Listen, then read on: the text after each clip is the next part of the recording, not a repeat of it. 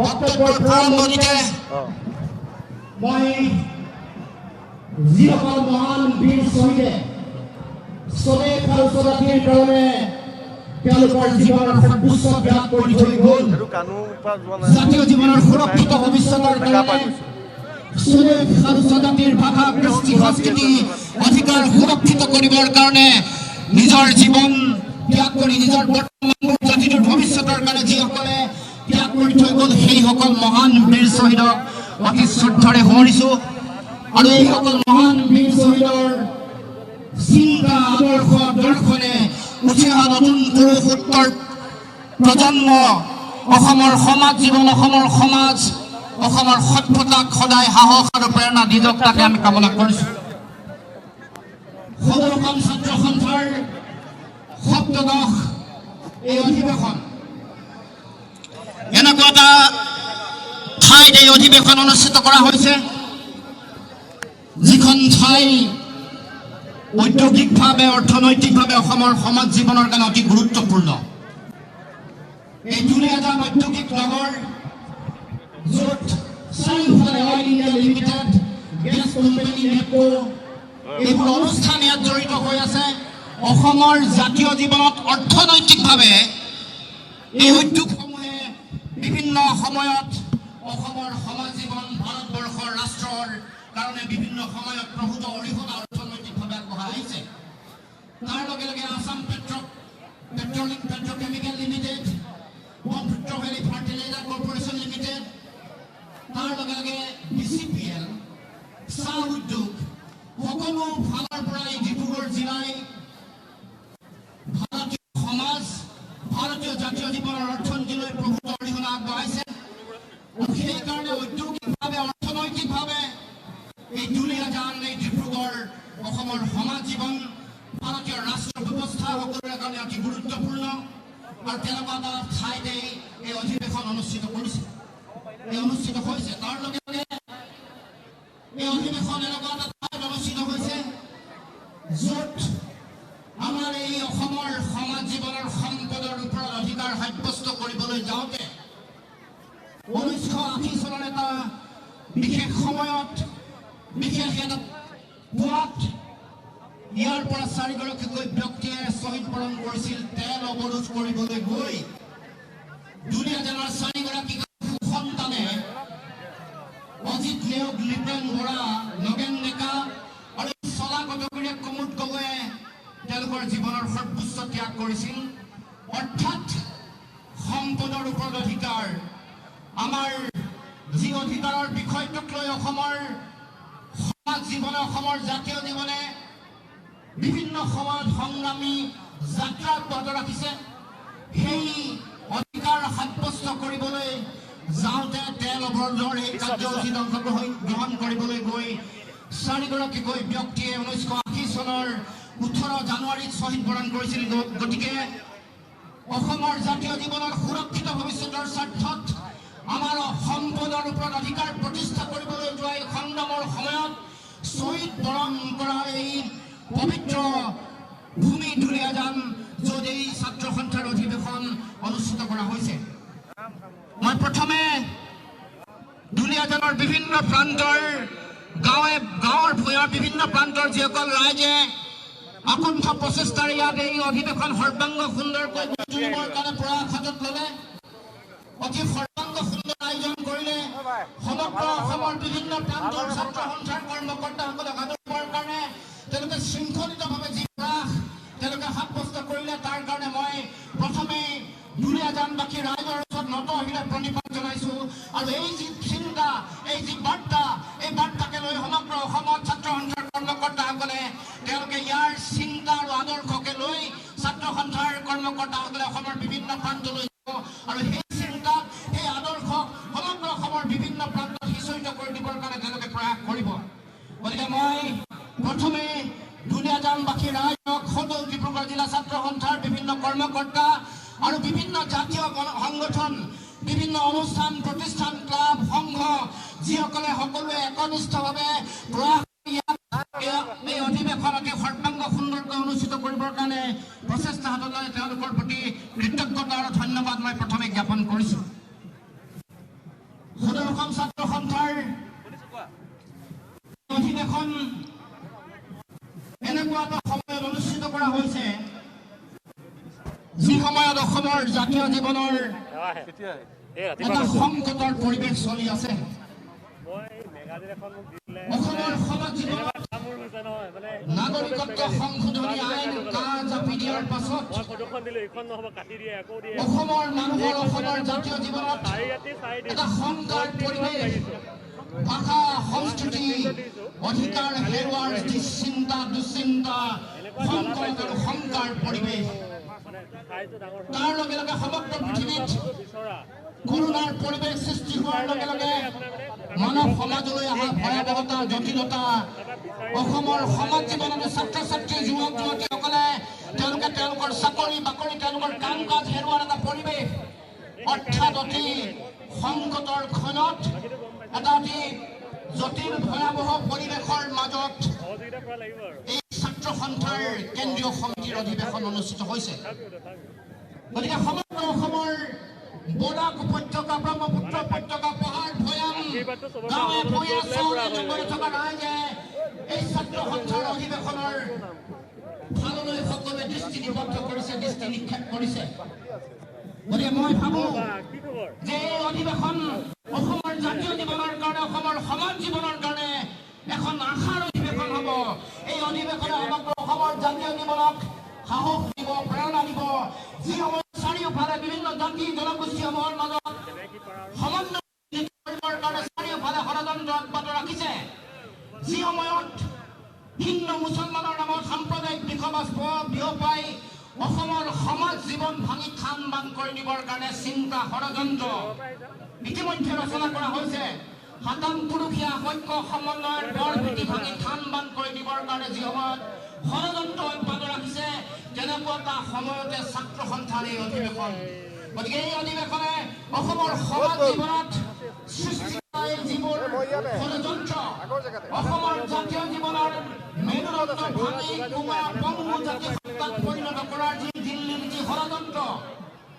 অসমৰ সমাজ জীৱনত শ্ৰীমন্ত শংকৰদেৱ আৰু আদান ফকীৰৰ আদৰ্শক নিষেধ কৰি সাম্প্ৰদায়িকতাৰ বিষবাস্পৰে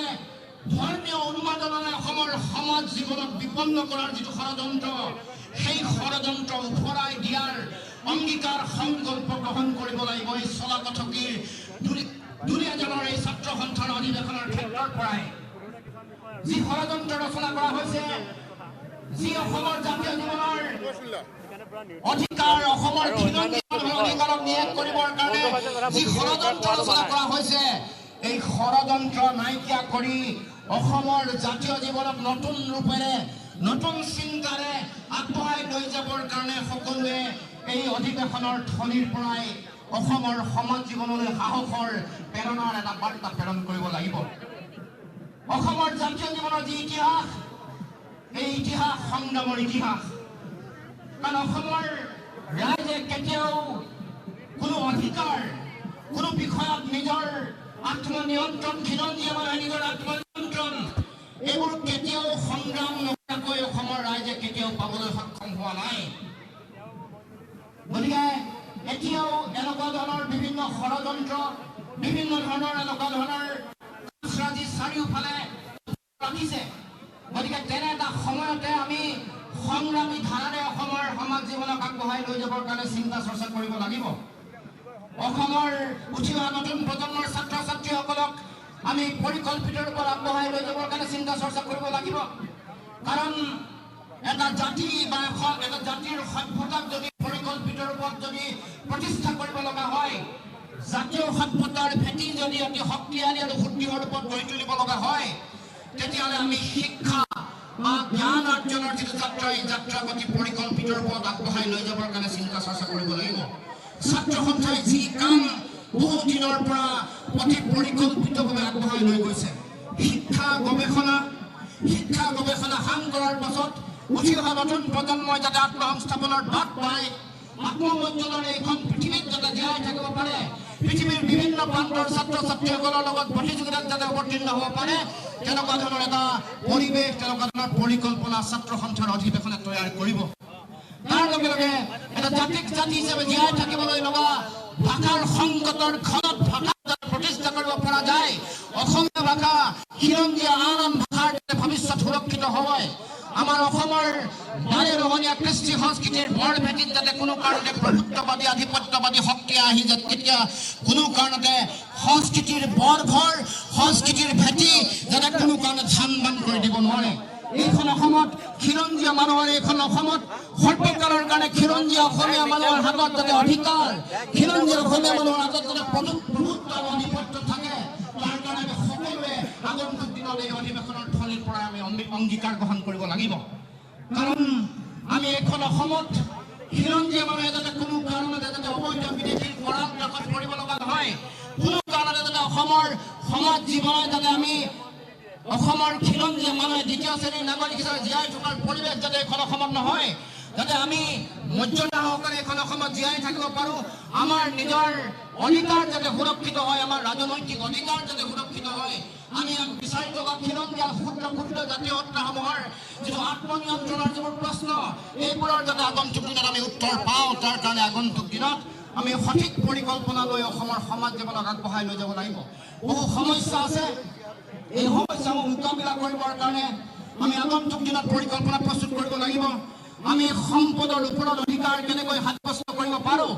আমি আমাৰ মাটি ভেটিৰ ওপৰত অধিকাৰ কেনেকৈ সাব্যস্ত কৰিব পাৰোঁ আমি আগন্তুক দিনত কেনেকৈ আমাৰ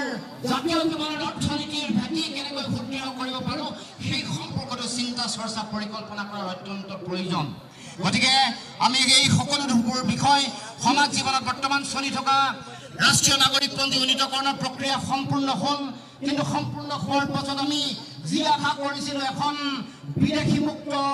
ত্ৰুটিহীন ৰাষ্ট্ৰীয় নাগৰিকপঞ্জী পাম কিন্তু অসমৰ ৰাইজে আশা কৰাৰ ধৰণে ৰাষ্ট্ৰীয় নাগৰিকপঞ্জী নাপালে গতিকে আগন্তুক দিনত উচ্চতম ন্যায়ালয়ৰ যোগেদি আমি এখন বিদেশীমুক্ত ত্ৰুটিহীন ৰাষ্ট্ৰীয় নাগৰিকপঞ্জী পাবৰ কাৰণে আমি সকলোৱে প্ৰয়াস কৰি আহিছোঁ তাৰ লগে লগে অসম চুক্তি আখৰে আখৰে পালন কৰিবৰ কাৰণে যি ব্যৱস্থা কৰিব লাগে কেন্দ্ৰীয় চৰকাৰে এই ব্যৱস্থাও আজিলৈকে চৰকাৰে কৰি দিয়া বা তেনেকুৱা ধৰণৰ পৰিকল্পনা প্ৰস্তুত কৰা নাই তাৰ উপৰি অসম চুক্তিৰ ৬ নম্বৰ দফা কাৰ্যকৰী কৰিবৰ কাৰণে এখন উচ্চ পৰ্যায়ৰ সমিতি গঠন কৰি দিছিল সেই উচ্চ পৰ্যায়ৰ সমিতিয়ে প্ৰতিবেদন দিয়াৰ পাছতো কাৰ্যকৰী কৰিবৰ কাৰণে চৰকাৰে ব্যৱস্থা গ্ৰহণ কৰা নাই তাৰ উপৰিও বিভিন্ন ধৰণৰ জাতিধ্বংসী সিদ্ধান্তৰে অসমৰ সমাজ জীৱনক বিভিন্ন ধৰণে বিপদগ্ৰস্ত কৰি তুলিবৰ কাৰণে ষড়যন্ত্ৰ অব্যাহত ৰাখিছে এনপি জাপি দিয়া হৈছে তাৰ লগে লগে অবৈধ বিদেশী জাপি দিয়াৰ কথা ইতিমধ্যে মই উল্লেখ ধৰ্মীয় দৃষ্টিভংগীৰে বিদেশীক ভাগ কৰিব খোজা হৈছে আমাক বৃহৎ নদী বান্ধৰ বুজা ইয়াত বৃহৎ নদী বান্ধৰ বিভিন্ন বিজ্ঞানসন্মত কথাসমূহ উত্থাপন কৰাৰ পাছতো ইয়াৰ আখু সমাধান কৰিবৰ কাৰণে ব্যৱস্থা গ্ৰহণ কৰা নাই এই বিষয়সমূহ বান গৰাখহনীয়াৰ সমস্যা এই সকলো সমস্যা যাতে আগন্তুক দিনত এটা সুস্থিৰ পৰিকল্পনাৰে যাতে আমি সমাজখনক এটা বাট দেখুৱাব পাৰোঁ আৰু এই সমস্যাসমূহ সমাধান কৰিবৰ কাৰণে যাতে আমি দৃঢ় শক্তিশালী পদক্ষেপ আমি যাতে গ্ৰহণ কৰিব পাৰোঁ তাৰ কাৰণে এই অধিৱেশনৰ থলীৰ পৰা আমি বিভিন্ন ধৰণৰ পৰিকল্পনাৰ আধাৰ আমি তৈয়াৰ কৰিব লাগিব মই ভাবোঁ যে দুলীয়াজানৰ এই ৭টা অধিৱেশনে অসমৰ সমাজ জীৱনৰ সুৰক্ষিত ভৱিষ্যতৰ কাৰণে এটা পৰিকল্পনাৰ আধাৰ এটা ৰূপৰেখা নিশ্চয়কৈ তৈয়াৰ কৰিব আৰু আমি আগন্তুক দিনত অসমৰ সমাজ জীৱনলৈ অসমৰ জাতীয় জীৱনলৈ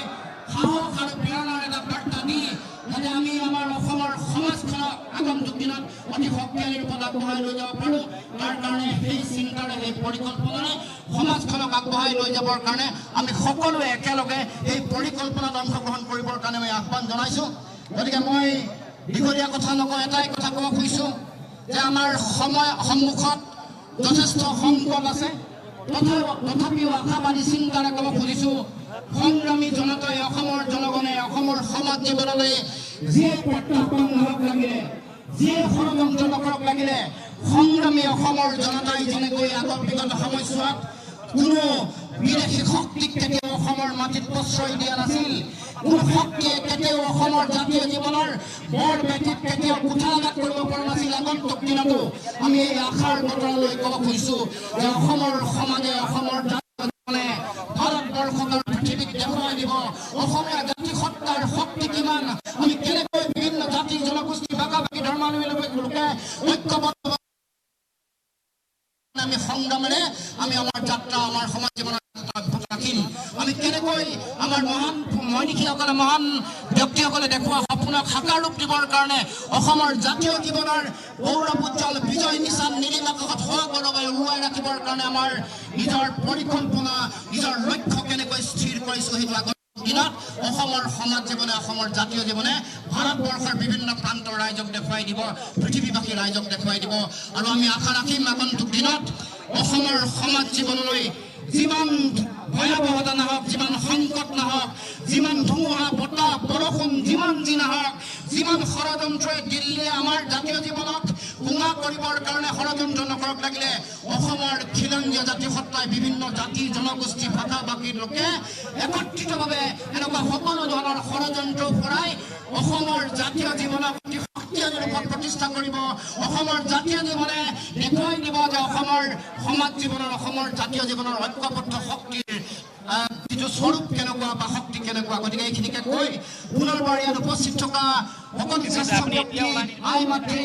সন্মানীয় শিক্ষাগুৰু সকলোৰে প্ৰতি মই আন্তৰিকতাৰে শ্ৰদ্ধা নিবেদন কৰি সকলো